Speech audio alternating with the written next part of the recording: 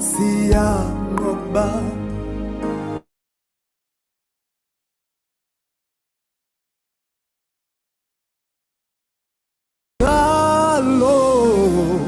siyangobba singaba siyangoba kodwa njalo singaba ngobile siyangoba kodwa njalo siyangoba sidlule sintweni esinzima kodwa njalo siyangoba thina sidlule sintweni esinzima kodwa njalo siyangoba sidlule sintweni esinzima kodwa njalo siyangoba sidlule sintweni esinzima kodwa njalo singaba ngobile siyangoba kodwa njalo singaba ngobile siyangoba thina kodwa njalo siyangoba singaba ngobile siyangoba kodwa njalo siyangoba njalo siyangoba siyangoba thina noma kunzima siyangoba siyangoba siyangoba noma kwehlela siyangoba siyangoba siyangoba noma sigula siyangoba siyangoba siyangoba noma sishiwa izihlobo zethu siyangoba siyangoba noma sihambe esigodini sethu zilokufa kodwa sesaba singobe emphakathini singobe emsebenzini siyangoba siyangoba siyangoba ngabangobi siyangoba Nkosi nxakusayo yothandaza ndithi makabonga uYesu ngoba njalo siyangoba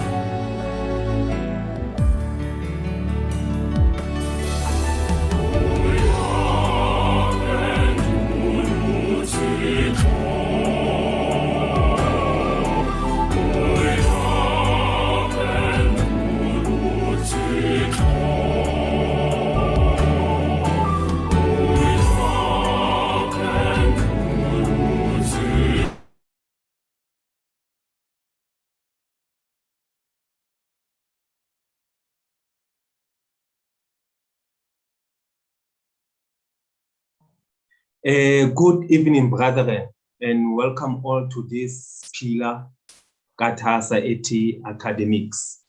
Njengoba sizoqhuba sizozama by all means to observe all the pillars zika-TASA. So because yonke into enziwayo lana ku-TASA into yekalisi. It is for this reason yonke into kumele sivule ngomthandazo umoya kaBaba uhole lenhlangano sikuyo. With those words ngicela sivuleni ngomthandazo. Lebitso la hao modimo ntate modimo mora le ho moya o halalang amen. Ka ona motsotso ntate ra atamela ho wena re le bahlanka ba hao ba phela ka ho nama ba sileng na. Ke bana ba hao ba tlile tshebetso tsa selaka sheko ya academic pillar. Wena modimo ntate jwalo ka sekalo ba kenya dikolong ba kgone ho pasa e be graduate ka ho TASA. Le lefatshe lena le hore beleng ho lona modimo ntate ba kgone ho kena ka ho profession ka di-profession tse wena o di beileng. Ke bana ba hao ba atametse modimo ntate.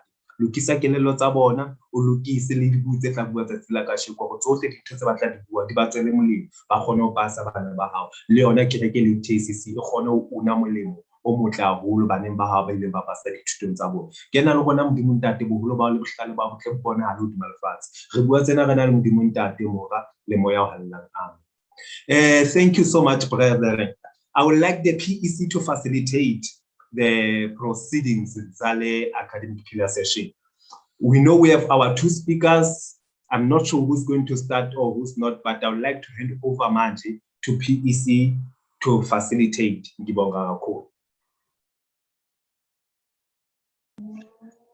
Good evening.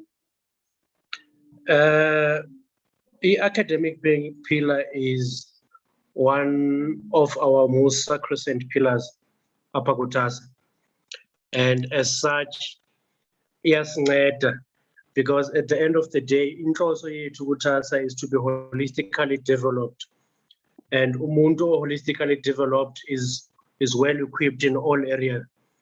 And as we are approaching exams, or as we've approached and passed, we've seen the mistakes we've made and the challenges we've encountered. And it is for this reason we saw fit ukuthi sibe nale session academic pillar on effective study methods and tips. Now, this will be presented by people who have walked the road, phambi kwethu. They have seen it all, and thus they are coming back now to implant that knowledge as to how we can prosper based on our challenges as individuals and association when it comes to the academic pillar. Now, without further ado, I don't know which order they will begin with, but I would like to hand over to our speakers so that they implant and plow back to us. Alo mazwi, siyabulela. Thank you, Baba. I think I'll start since I see that the screen is already pinned. So I'm not sure if I'm audible, if someone can indicate. You are audible. Okay, thank you. Actually, take off my glasses. So in the pillar namhlanje academics, we were asked to speak about effective study methods and tips. So in this conversation, actually, first before I begin, if I could introduce my background. So I studied at the University of Cape Town. I did my undergrad there in economics and finance. And then I studied at the University of Pretoria. I did my honors in economics and I did my master's in economics. I graduated this year with my master's and I'm currently working as a management consultant. So in Ipilaya Namhlanje, I think where I'd like to begin is understand what is studying. And every time I define something, I like to use the dictionary term, because I think a lot of time goes into writing a dictionary and coming up with the exact meaning of what something is. So the dictionary definition of studying is to devote time and attention to gaining knowledge of an academic subject, especially by means of books.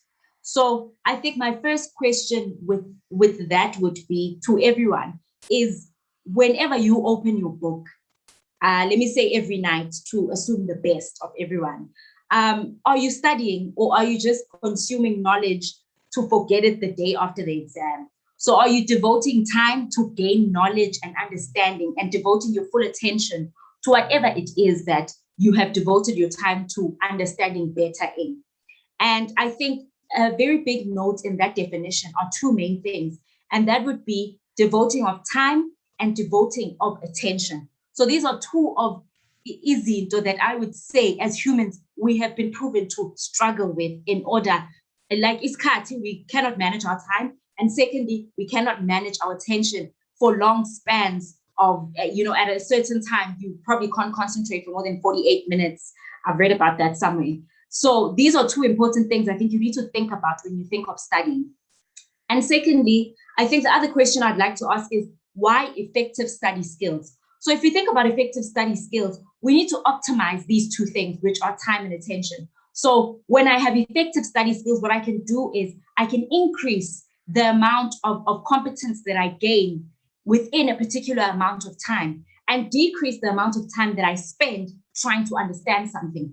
So if my skills are optimized and they are effective, they allow me to learn the most using the least effort. So if you have reached the pinnacle of being able to consume knowledge, we would say that you'd only need to be told something once and you'll remember it for the rest of your life. That would be your Einsteins, though that would be your Newtons, people who didn't need to read something a million times to understand it. But not everyone has that capacity. So in order to be effective, I need to think about how these things can best work for me, right? And I think another thing is understanding myself in this equation of studying. If I am studying, I need to understand how my personality and my characteristics will fit in to this. So I need to think of things that make it difficult for me to study. Yes, fine, we all have the capacity to be able to study, but the question is, can we study? So I need to think of things that challenge me when it comes to studying. I need to think of things that become hurdles when I have to study. I need to think of, I need to be better prepared for these things because it's not like I can do anything about them. So to make an example, let me think about something that makes me stop studying. So if I say I'm going to study for 60 minutes, right? And then within 10 minutes, I find my mind wandering, or, I'm reading, but nothing is really going in my head.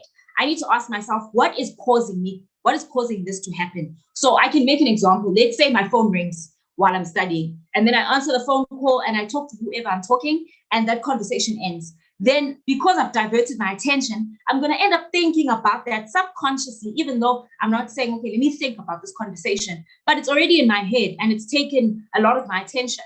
So now I'm just going to keep thinking about that, even though I'm doing something else. So what have I robbed myself of? I've robbed myself of attention. I am giving myself the time because I am opening my book, I'm sitting down, but I'm diverting my attention when it's meant to be concentrated on something else. So I have to think about these hindrances before they happen. So in the example that I made, what I would do is I wouldn't use my phone. So I would switch my phone off, or I'd put it on silent and even take out the battery if I can, So to say for the 40 minutes or the 60 minutes that I am studying, let me divert all my attention to what I'm doing and make sure that anything that can take my attention is taken care of before it comes a time where I have to fight my instincts and be like, okay, I'm not gonna answer my phone. Because I think that takes a lot of discipline. And also, things could really be urgent. And you might think, okay, this person's calling me for a good reason, right? So another thing that I have to think of is something called the forgetting curve, right? So in understanding how my mind works, so I've taken care of the challenges and I've put in measures in place to help me not come through those challenges, or rather, if I come through those challenges, they don't hinder me or take my attention in order to study. So one thing that I have learned that has been very instrumental in understanding anything, even as I grow when it comes to study, is understanding the forgetting curve. So I wish I had a picture, but basically the forgetting curve shows the inverse relationships between retention of information, so how long I can keep information in my mind, and how long it's been since I've read the information, right? So obviously this has a negative relationship because the first time I study it, I definitely understand it. Okay, I can read it and it makes sense. And then the second day, I don't read it, but I can tell you something about it. The third day, I know nothing about what you're speaking about, right? So understanding how the mind works in retaining information will help me put the right measures in retaining information for exams and for anything, actually, for that matter. So it's known that with the forgetting curve, at first, when you first read it, you retain 100% of the information. The second time you read it, you retain 80%. The third time, you don't retain anything. So if I ask you 3 days from now what I said, you most probably will not remember a thing unless it meant something to you, or unless something like whatever I was saying was probably easy to understand, So these are the factors that play a role in us not being able to pass exams. It's because we can't really retain the information and we don't have measures in place to understand how our mind retains information and how to combat it from forgetting as well. And I think it's also very important to understand the factors that play a role in the retention of my information. So one of them is definitely difficulty.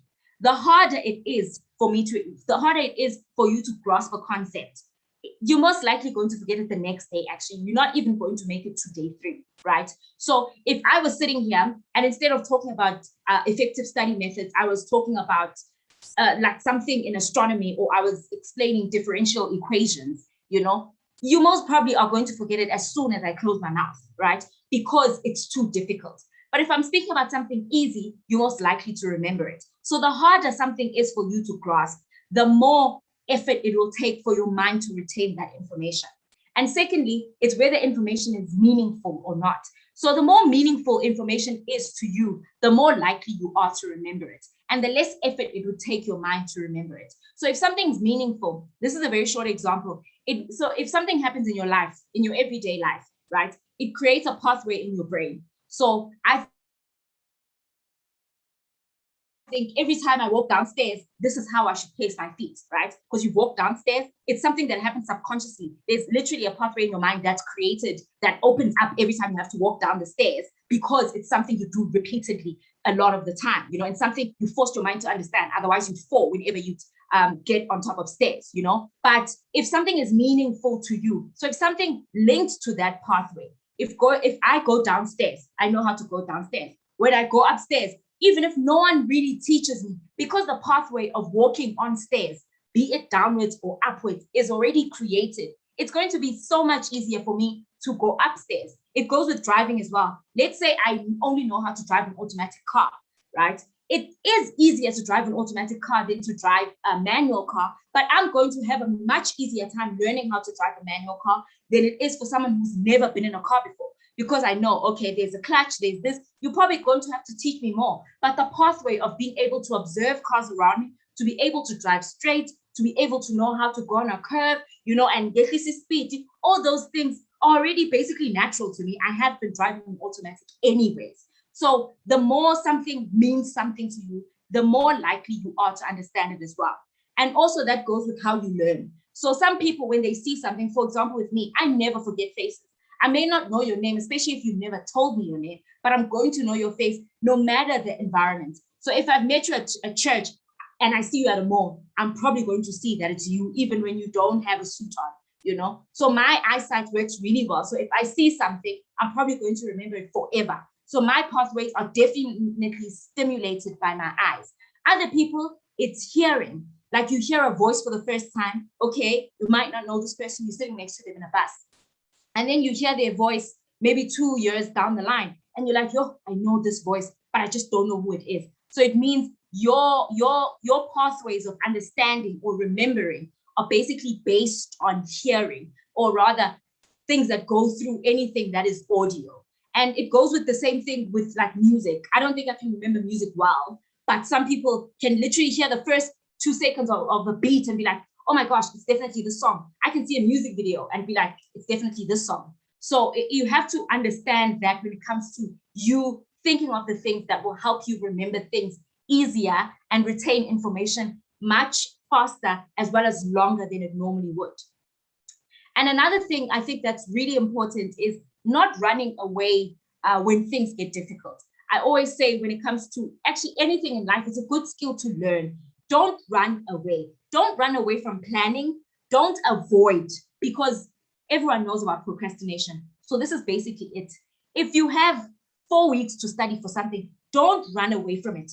Rather study something for 1 hour for 4 weeks, other than 4 hours when you only have 1 week. So don't run away from things that are difficult, you know? So teach yourself to not get too anxious when things become difficult or time becomes tight. While things are calm, learn, okay, let me plan ahead. Because by not planning ahead, you're ultimately running away when you know something is going to catch up with you anyways, because you enrolled for the course anyways. You know you have to write it at the end of the day, right?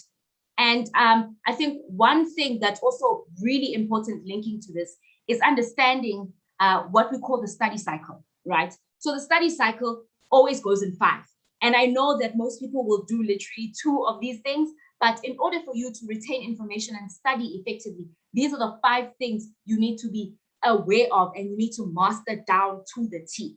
So number 1 is previewing. Before you go to a class, I always say this, give yourself 50 minutes to just read up. You don't need to understand, you don't need to teach yourself, just read up on what you're going to be taught.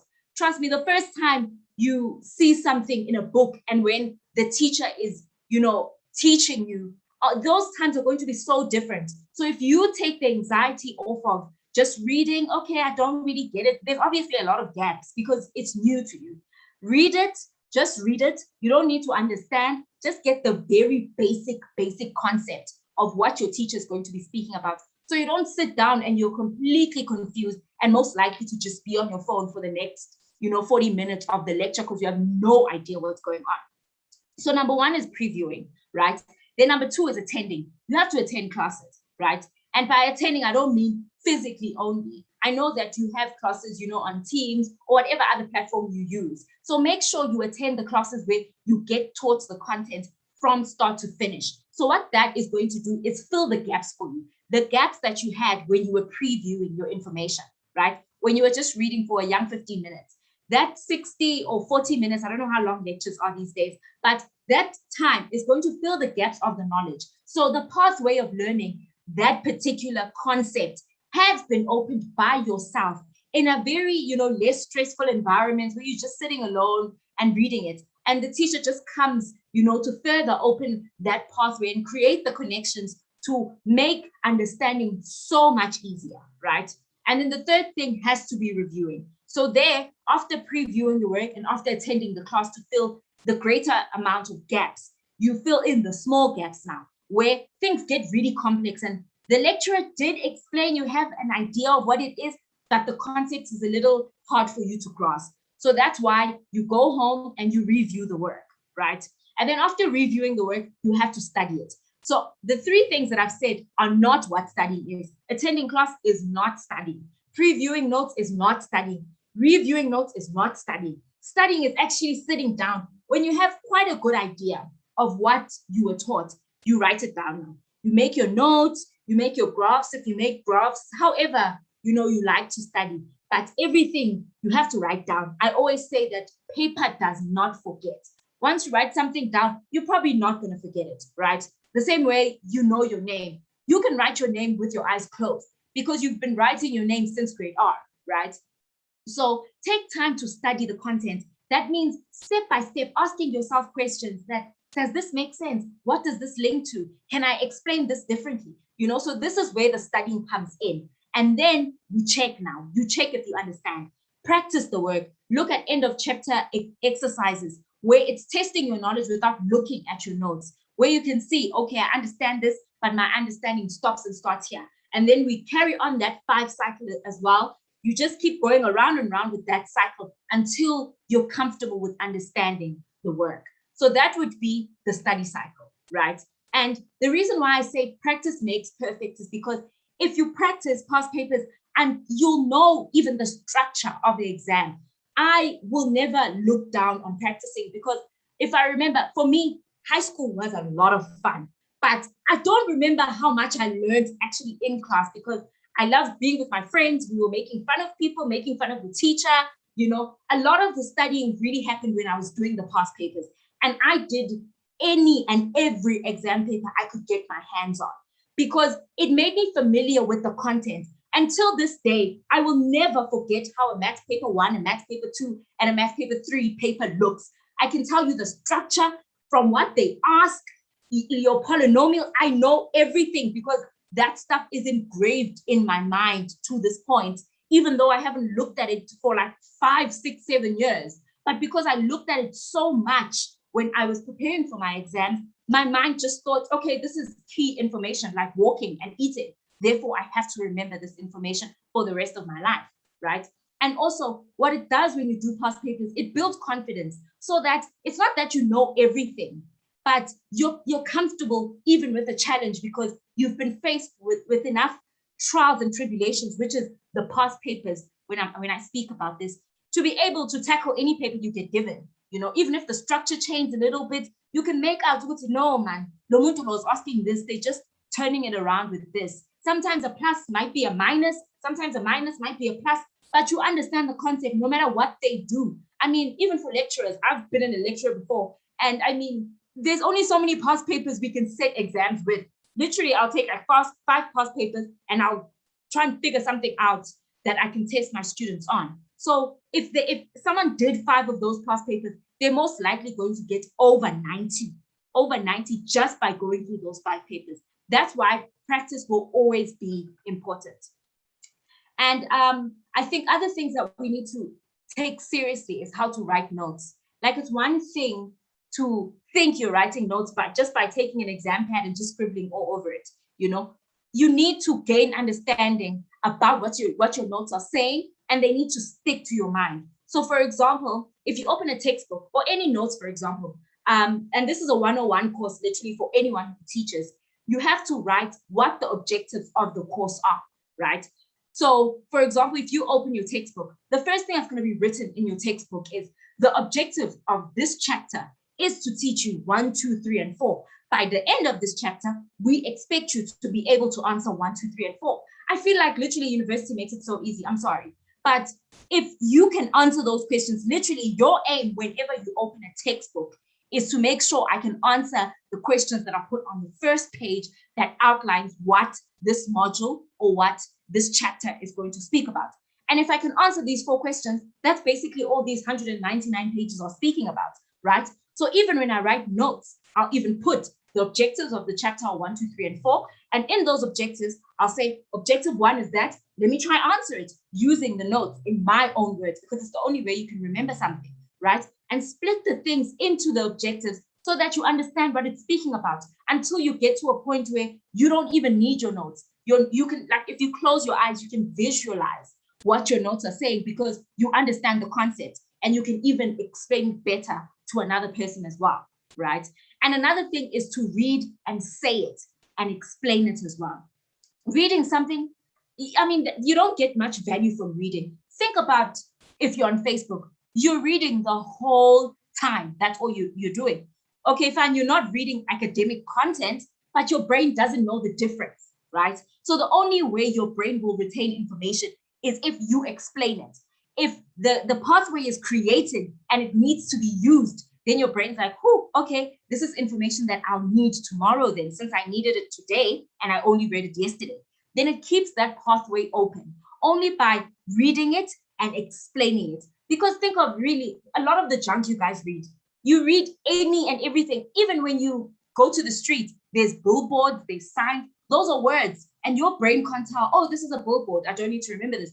It literally just takes any information that's new and chucks it out so that it leaves capacity in your brain to stuff that is important and stuff that you use all the time. And I always use this example with songs. Like I remember probably a 2006 Rihanna song because I sang it so much.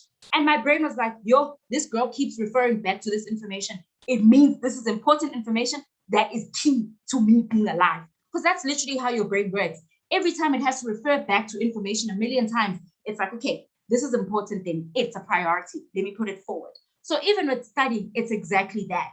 So if you keep doing something over and over and over again, I mean, the first time you learn it might just take an hour because it's still new and the pathway is still being opened. The next time you only need 30 minutes. And the following time is probably just 15 minutes just to freshen up and everything's going to come back.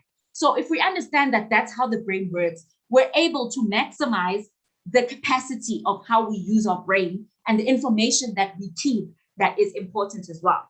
And I think another way is just understanding how you're structured to understand things. So like I was explaining, I know people who used to study using voice notes. So for example, they'd record themselves reading a certain passage that they wrote, and while washing dishes or doing anything for that matter, taking a walk, instead of listening to music, they'd listen to their notes. So what your brain is saying is, okay, so this information keeps coming up every 2 seconds.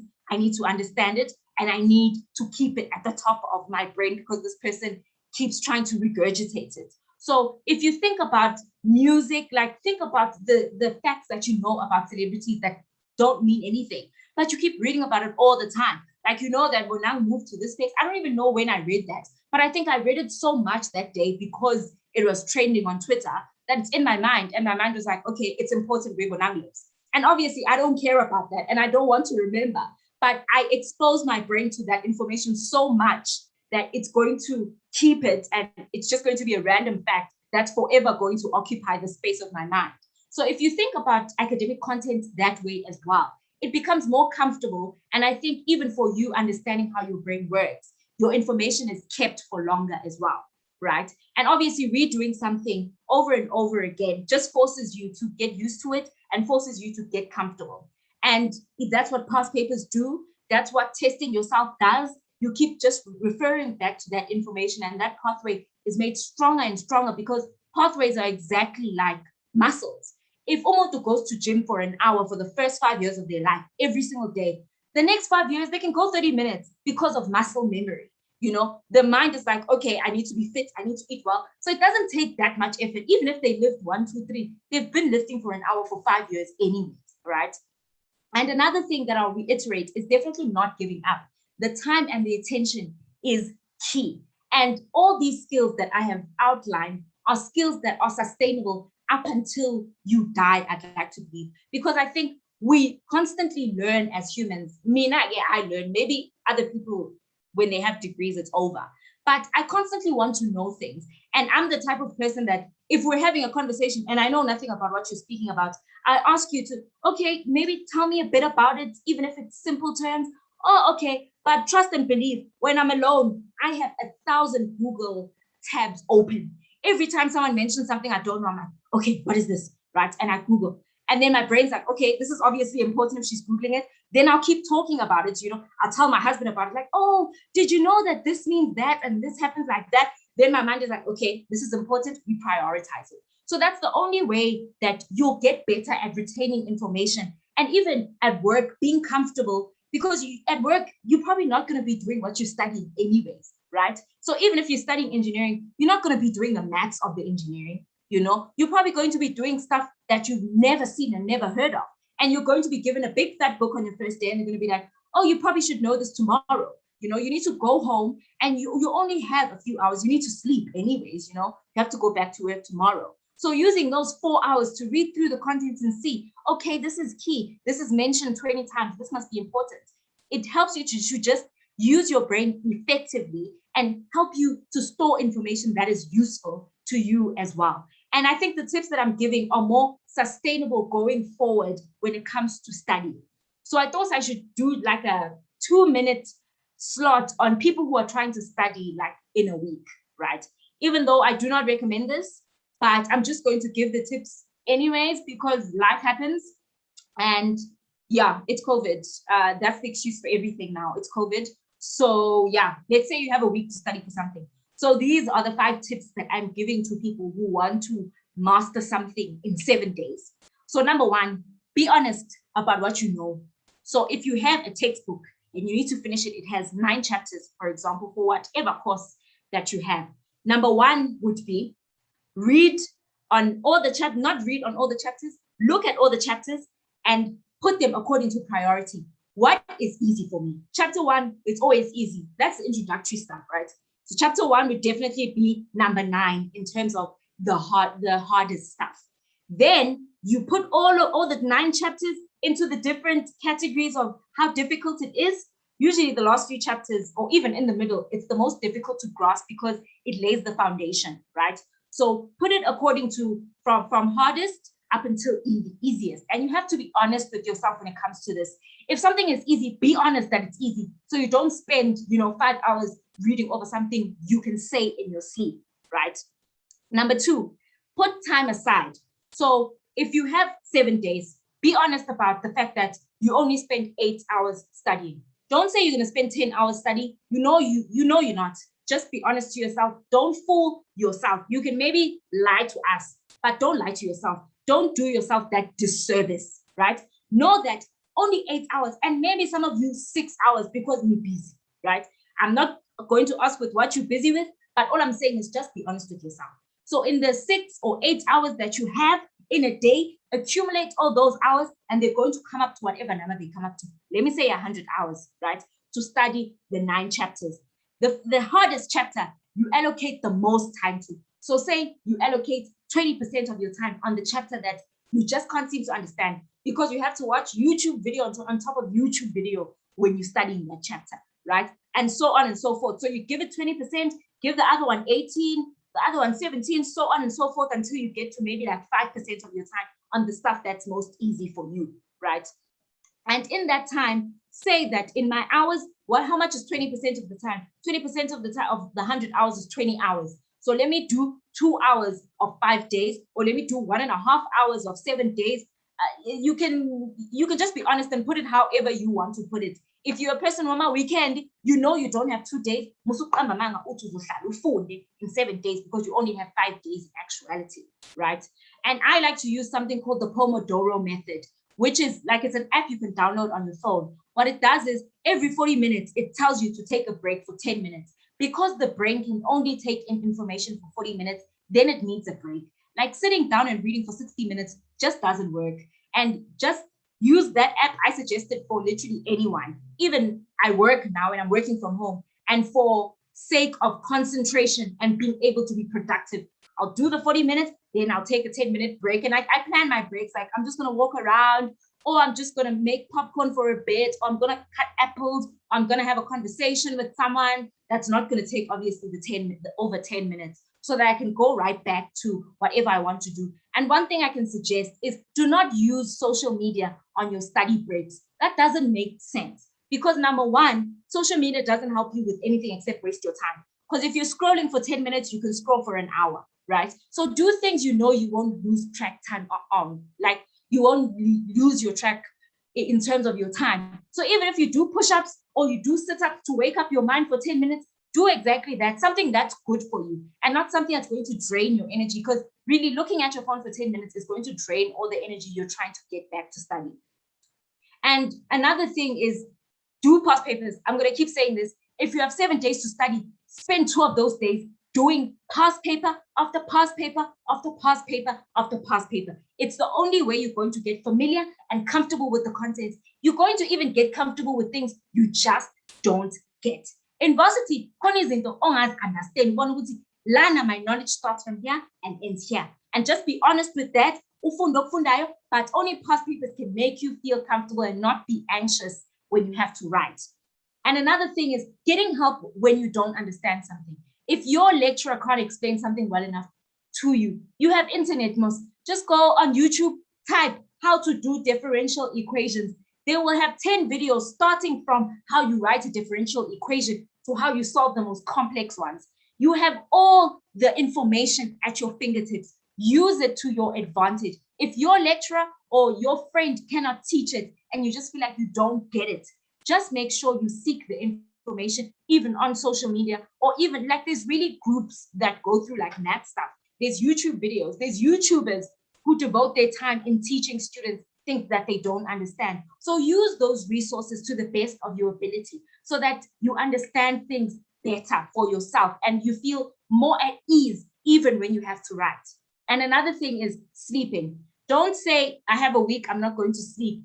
Sleep. You need sleep, because what happens is that you need the muscle recovery. The same way if you gym. You can't gym and not sleep. You have to gym, take a break so that the muscles can grow. That's literally how people who go to gym. They don't gym every day because it strains the muscles too much. And you don't want to do that to your brain. So you want to study, and then sleep. This is when the information seeps in. This is when the subconscious will file the information that it needs to remember and the information that it needs to discard as well. And another thing, eat and exercise. Those things are extremely important. Even taking a walk. You don't need to do anything too hectic that you're not used to. But eat right. Instead of eating fries, go and buy popcorn seeds and make popcorn. Buy fruit. Cut your fruit up, make it look nice. I don't know how people on Instagram make their fruits look, but you're like, wow, I can eat fruits even if you don't like fruits. Do that. Cut your fruits up, eat them nicely as study snacks instead of feeding yourself with junk. That's also very important. And another thing is pray. When I say pray, I don't mean like you need to actually kneel down. Pray, however that works for anyone in their faith, because I'm not sure if wonke umuntu who's attending this is maybe from ETACC. But thina ngendlela esazi ngayo is ukuthandaza is meeting with umkhokheli wami. Even if that means it's a phone call like, hi, Dad, I'm not saying anything much, just I'm studying and it's difficult, or even if it's not difficult, I'm studying, I'm writing, I don't have much to say. Umkhokheli will know what to say. Uyibona bazogcina sebesho izinto ucabanga ukuthi, yo, wow, I needed those words, you know? So really, even doctors, it's been proven biologically and scientifically that doctors who treat people with dire diseases like your cancer, like your AIDS, would much rather teach people who are faith-based, people who believe in some sort of God. Because if you believe in some sort of God, even where amandla akho ephela, usaright emoyeni, because you know that there's someone else who also mela where you can't. That even if I'm going to write a paper, even when you see, yo, I really don't know this and it's new, we have to know uThixo meant for it to be like this, because I did everything in my power to make sure ngiyafunda. And I think ngalokho I will end there, and I hope wonke umuntu was able to get something out of the gibberish that I was spewing today. So thank you.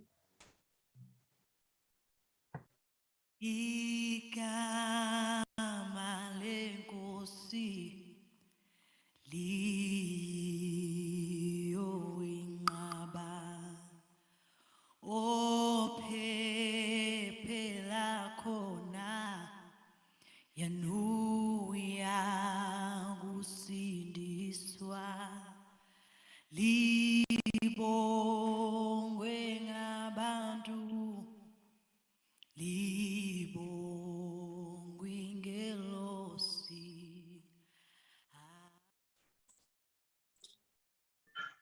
Thank you very much, leadership.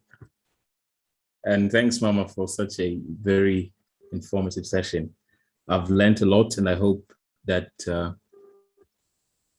the rest of the people who are here have also learned something. I don't know. I have a slide. I don't know if maybe is it possible for me to share it very quickly, because it's going to make things move much faster and better. You can go ahead, Bob. I made you host. Okay, let me just quickly do that.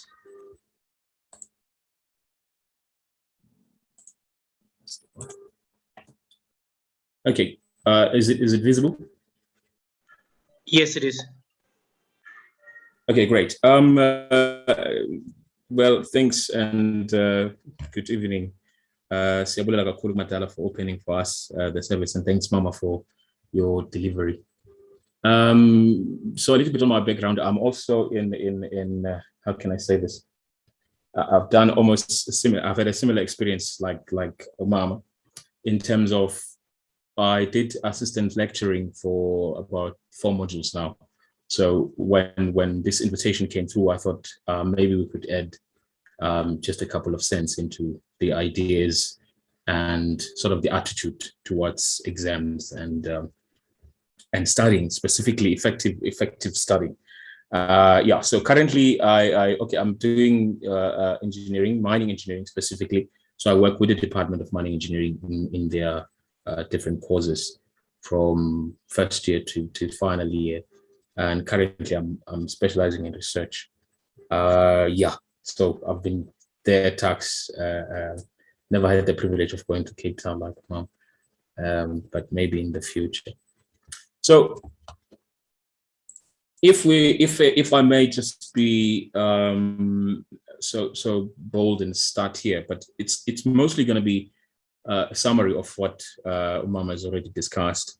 And I believe it's important to start our conversation on the foundation of what we normally refer to as lifelong learning. And these are the principles she also touched on very much. So this is almost going to be a very quick recouping of what she has already spoken about. I believe it was Brian Tracy who said about 95% of what we do is entrenched in our everyday habits. And she touched on that significantly to say, it has been proven psychologically and otherwise, even in the business world, that whatever that we do, our capacity or our capability is actually extended through our habits. So we should not always look at habits as something that is bad. Bad habits are bad, but you should have good habits that extend your capability beyond your conscious attention. As she said, we cannot always focus our full attention on things, but we need also that similar things like muscle memory. We rely on that to walk, to do all other involuntary activities, but it's very important for us to sort of acknowledge that when it comes to study. So a lot of books actually also came from this, just like the 7 Habits of Highly Effective People by Stephen Covey. I'm sure some of you are familiar with that book. So you need to build good habits. They make things easy. Everyone from sports people to musicians, everyone. The subconscious mind drives most of our habits. So it's important in developing effective studying habits as well. So in establishing these habits, you need to build. She mentioned it as a conducive environment, but some people call it a flow state when you are studying, so that you can actually focus on one particular task. So this helps to eliminate some distractions. As she mentioned, cell phones, basically the most destructive part, or sometimes for some people is being within an environment where there's so many people who are sort of fighting with their energy. And again, we are different as people. Some people are introverted, some people are extroverted, which means some people get more energy from other people or being in group settings and in an environment that is alive and awake. But other people most introverted people, their energy get drained by such. Therefore, for them to focus, they really need to be alone or in a quiet environment, or in an environment with at least the least amount of interaction with other people. next to them. So I think we do this, as she mentioned prayer, and I think we do this more significantly when we pray and we meditate, or when we're on the phone with someone important, as you said. We do focus, we tend to focus. So doing all of these things without a conscious effort to exploit the meaningfulness of the state is actually to our detriment. So we need to actually learn from those habits that we do in other things and apply them to study, which I think she also highlighted on that. So this will tie in very well with creating a productive daily routine, right? I think because now when you have a well-planned routine, you don't have to continuously make decisions throughout the day or changing your priorities throughout the day, because that also messes with your focus and your discipline. So it's important, if you know that all the tasks that you're supposed to do at any given time are already planned out and the time is sufficient enough for you to do everything, that also helps to focus your mind in what you are currently doing. The other important thing I think is or a principle is to surround yourself with greatness. And this is what most people refer to as positive energy, right? And honestly, the majority of students get consumed into the stressful nature of university and just studying, and to a point that they disconnect with the actual dream, or should I say, the actual successful version of what they're doing or who they are becoming. And some of the difficulty with universities is normal, really. It's not that it's you. It's not a personal thing. It's part of the journey.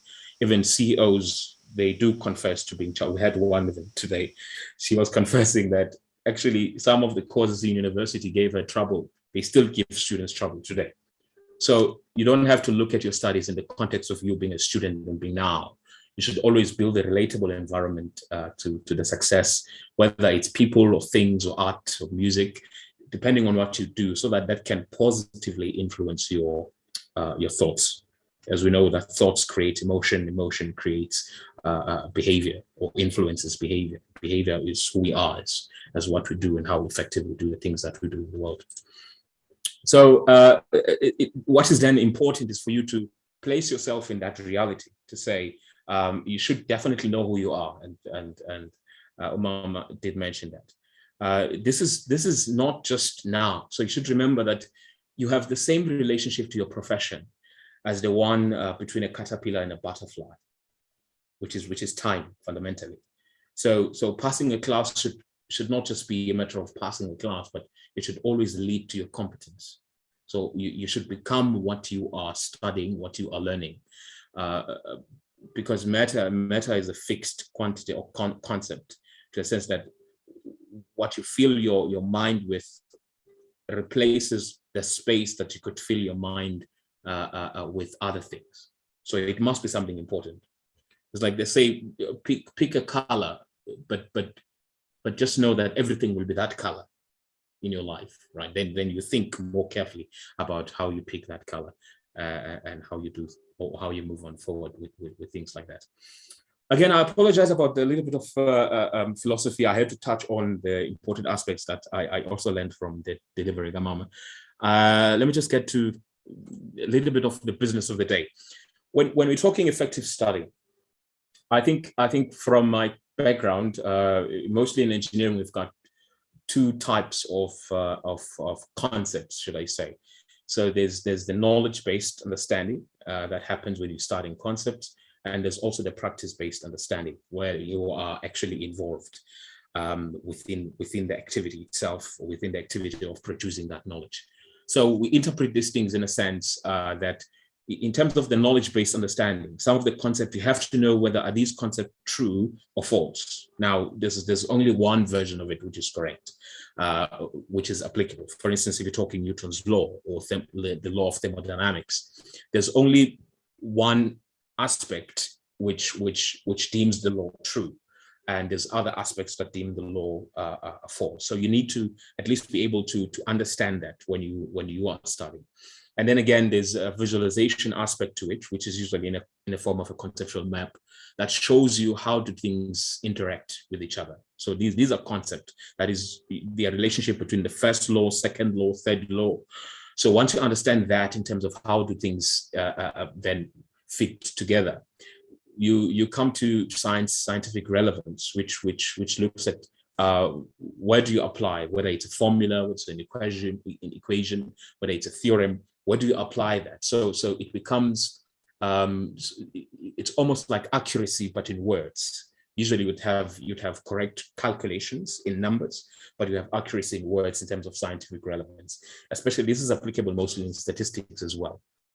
And again, we look at the question types. So it's about what is the significance of what you are studying, and in terms of questions, what questions could possibly come out of that.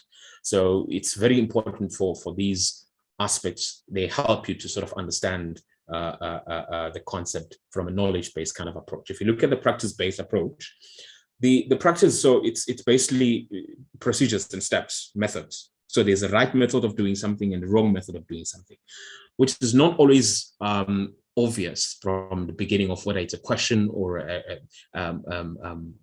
especially, let's say, a question in an exam. But as you are doing the process, you should have a clear understanding of whether is it wrong or is it right, whether is it sufficient or is it insufficient. Because once you have an idea, then it means you're following the right procedure. It means you're following the right steps. And of course, when we're marking sort of, let's say you're marking about 100 scripts, you start looking at that. Okay, does the person understand? You can have a formula or procedure or follow certain types of steps, but if those steps are wrong, then you lose a lot of marks, because it's more important to be correct, I would say, in terms of your calculations and your procedures and the steps that you follow. And some marks are not on the actual numbers, but on the procedure itself. And again, using examples, that's how you test your knowledge. So examples are these quick calculations to just see if, are you getting into what the concept being presented requires from you, or the question that is in front of you requires from you. And again, a question-based learning comes back again to say, do you understand the question? What types of how is it a particular question answered, and in terms of the structure, the depth, and the quantity. At times you need to interpret this, especially when you go into exams, because different questions have got different mark allocation to them, and it becomes important for you to understand in terms of how deep you need to go into the concept, so that at least you get these quick, easy marks that at the end of the day, they all come together and give you a good mark as well. So the other aspect of it, so the first one was the more technical concepts, but you can also move into theoretical concept which have key references. Now, these ones focus mostly on definitions and synthesis. I would say synthesis, you can think of it where you are actually creating some form of knowledge. You're creating some form of, whether it's an analysis or you're creating a system, or they say, like describe a process, describe or create a process. Especially in mining, they'll give you different kinds of components, and they will say, this is what the situation is. Prescribe either a guideline, prescribe a list of procedures and steps to be followed in order to achieve a particular objective. So the definition of mostly you're defining concept, whether the aesthetic concept, or you're defining concept in a dynamic kind of way, which becomes a phenomenon. And then for instance, like explaining culture of an organization, explaining culture of an operation, and then defining problems again, which is usually when you're writing whether technical reports or reporting on a particular problem. So they would want you to do a thorough definition of problems. You can even define systems and components of a system, and then which focuses on relationships, basically, between the components and describing the system in a much broader concept. In the synthesis part, that is more about how you do it. So you have to deconstruct. If you find something, you have to deconstruct either by definitions exactly on the left-hand side, or by looking at the individual components of a system as it is there. And then you have to analyze, either you analyze these individual forms, in order to reconstruct it back into a system that you now understand, and now that you can define its function and its relevance in terms of the study that you are doing. And again, you look at the forming relationships. Sometimes you have to form new relationships. You have to sort of deconstruct relationships that already exist to establish new ones. So these are the two sort of, especially in a technical environment where you would be assessed on, is your ability to do and these concepts that I've just mentioned now.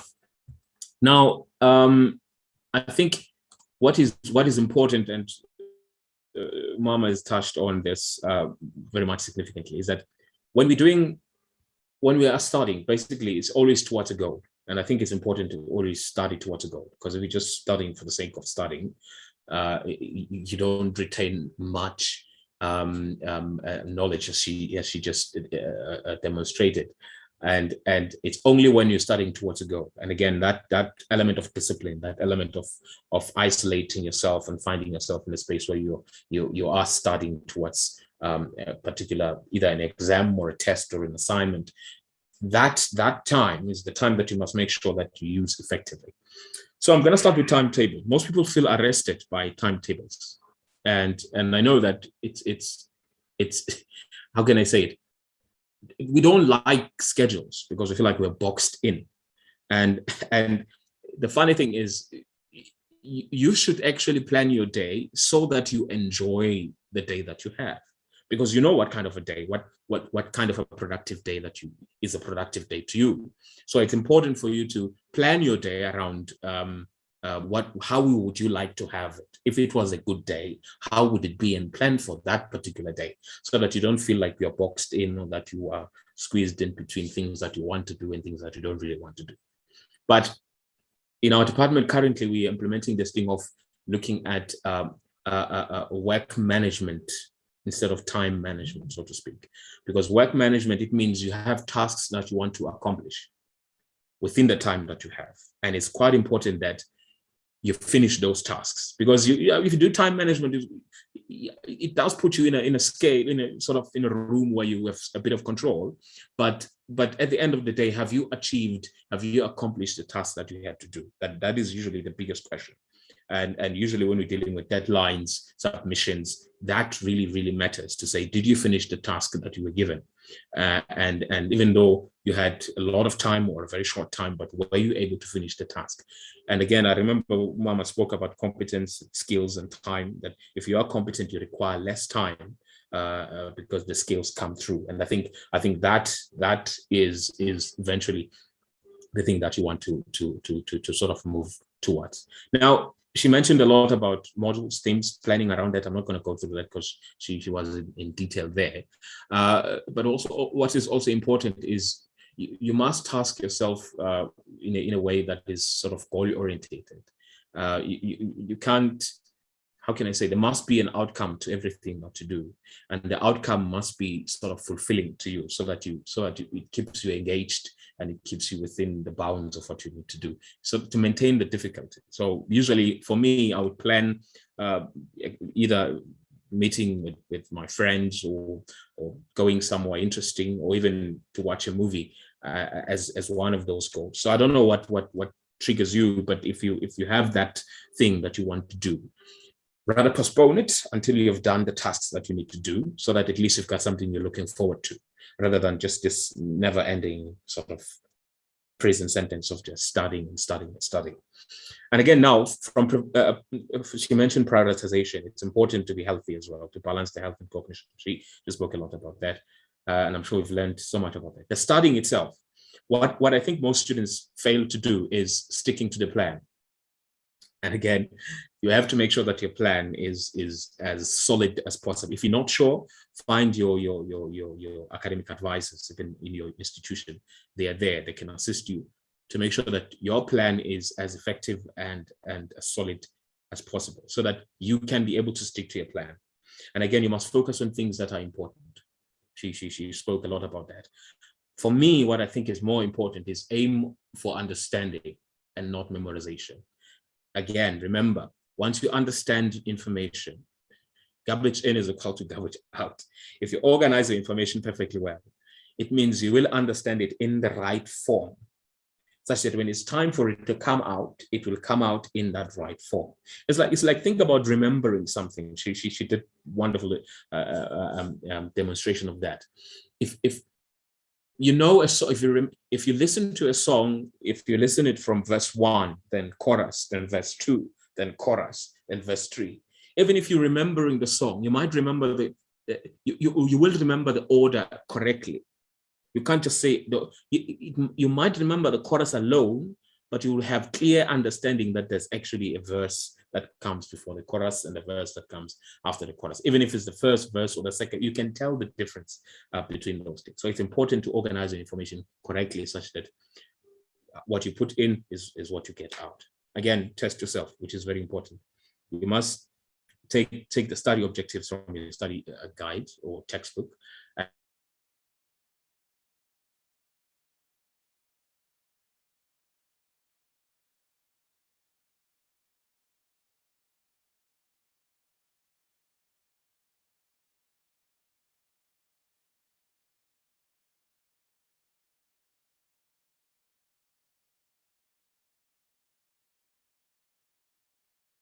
Internet is linked to my phone. I hope it doesn't disturb you. But so the most important part, I think, there at the end is the completion part, where you have to be certain that you have completed, whether it's a chapter, whether it's the whole theme, whether it's your whole module. You have to be certain that you are done, and you must be done in time, so that when you revise this process, you have enough time to revise the entire process that you've done of studying as well. And again, now examination, I think this is important. This is just in the venue. And I know maybe not all of us we've just written exams because we just started with the second semester. So I think it's important though that you have the tools that you use every time. And I'm putting examination here, not in the venue. I'm not thinking of it in the venue. I'm thinking of it that you would have done yourself a favor and had an exam environment within the space where you stay, or within this studying period. That's why I put the red box here to say, this is where your examination happens. When it happens in the actual exam room, that's when you are repeating what you already have done in your space of learning. So what is usually the problem? Students do not read instructions. And this is one of the biggest issues.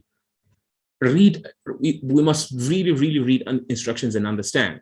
So you'll understand, when you read instructions, you'll understand the time, you'll understand the format. You also know the number of questions that are there. So this helps you to prioritize the questions. So you prioritize either by section or based on your understanding, right? So that you do not take too much time on questions that you do not understand, and can only focus on the ones that you actually do understand. And again, it's about reading and understanding the questions. It's very hard when you're marking an exam to give someone a mark for answering the wrong question. Or for instance, you ask for a description, they give you a list, right? Now you have to think, good God, does this list correspond with the description? Does it even indicate that this person understands the concept that is being asked here?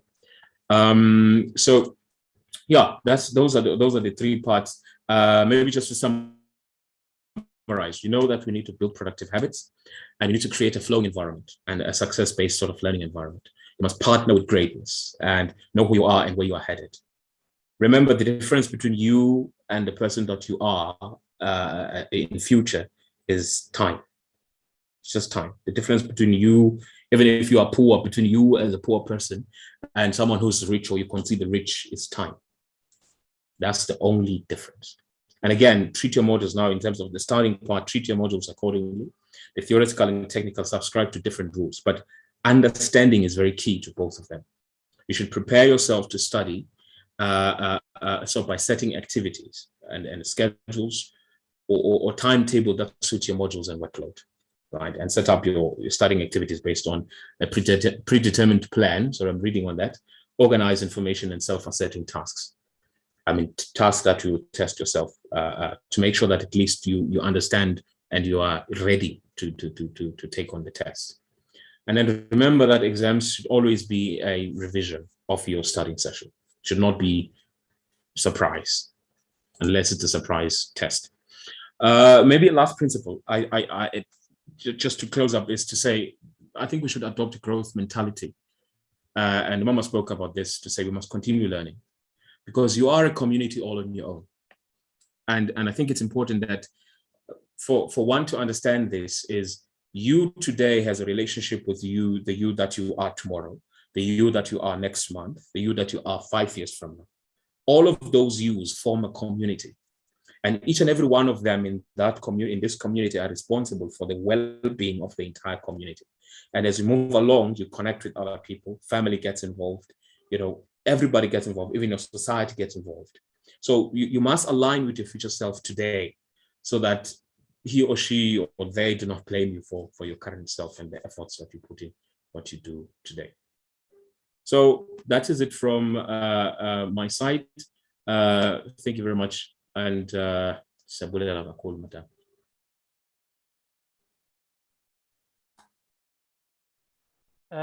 you, Bao Siabong.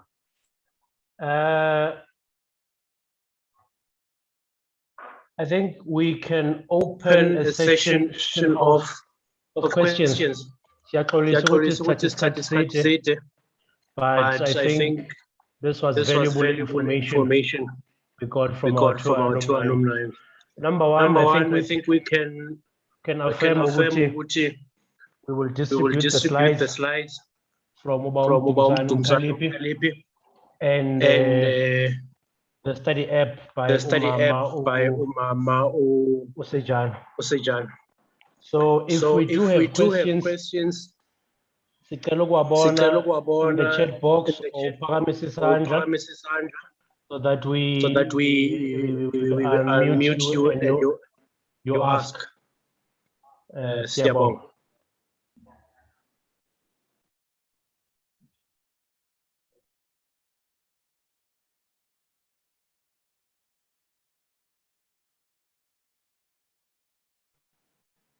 So, Oko numbers.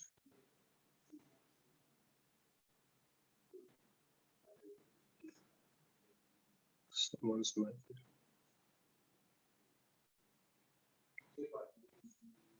So no, if ungekho umbuzo, sicela ukubonga ma alumni aid with the valuable information abasinike yona.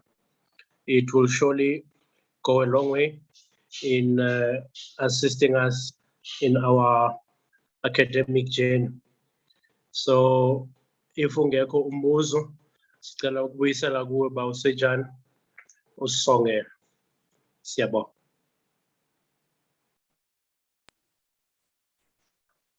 Thank you so much, brother, and sibonga kakhulu ngesikhathi senu nisithathile to join this session.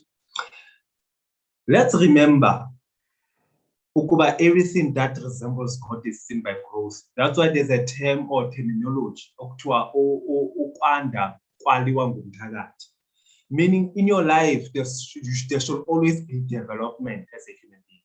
It is for this reason you see God created once. He never came back again to create. But look at all his creation to date is still in existence. Learn to yakutshela ukuba ezi zinto they in the image and the resemblance of God. Isho nakuthi njengabantu, we should always strive to better or to develop ourselves so that we live a fulfilled life in play. Even the day ushinya mohambe nawo nelisekile man. Ukuba you have exhausted everything, nale ngqondo uyisebenzise to its full capacity. By so doing, because God won't just create you or obey decoration. You must always fight. Remember the gifts which were given to this man. Omunye who was given one, the other 3, the other 5. Law one gets what everyone. In any case, you are not given equal. God gave us according to our capabilities. Now, law only one because capability by week. It is for this is one Niki one. And to prove Leondo, Kuleo one, he never multiplied it, instead he threw it away. Laba Aban, you have 3 and 5. When God came back, they had multiplied it. Meaning they glorified God by magnifying and multiplying what God has given them. Nani as TASA, nani as the students. Lengondo Tikwan Peona. and negrace yokuba nikwazi ukufinyelela to varsity. Leyo nto kumele nimzukise uThixo by becoming graduates. Ne-graduate, meaning anything ebe i-stumbling block endleleni yakho, ngalo mzuzu uThixo uyayisusa, ngale session uThixo uyayisusa in this academic pillar. So that le nto izelela ukufunda, uma ubuyela ekhaya ubuye uphethe yona, bajabule abazali, bajabule abantu abakukhulisileyo, because siyayazi abanye abakhuliswanga ngabazali, abanye abanabo abazali benyama nje, bakhuliswa ngobhuti, ngo-auntie, ngogogo. Laba bantu bakwazi ukusichinya babe proud ngawe. By so doing, once bajabula ekhaya because upasa wena esikolweni, inhliziyo kaThixo nayo iyajabula because ukwazile uThixo ukunikeza laba bantu bakukhulisa. And what God is expecting for succeed now. But to succeed, you need to make efforts now to better yourself daily. That's why there's a wedding uzo abantu bathi, do not strive to be better than someone else, but strive daily to be better than you were yesterday. Galamazi, I'm not sure if PC there's announcements on Japan. Siyabonga kakhulu. May the Lord keep and bless you. May the Lord lift his face upon you and give you peace. May the Lord shine his face upon you and be merciful upon you. May the Lord keep you and bless you unto eternal life. Amen. May the grace of our Lord Jesus Christ and the fellowship of the Holy Spirit be upon each and every one of you now and forevermore. Amen. Sibonga kakhulu uThixo anibusise. Sizozama by all means sisizanini ukuba all the TASA pillars are adhered to. Siyabonga uThixo anibusise. Ikho igama elihle nje ngalo igama lenkosi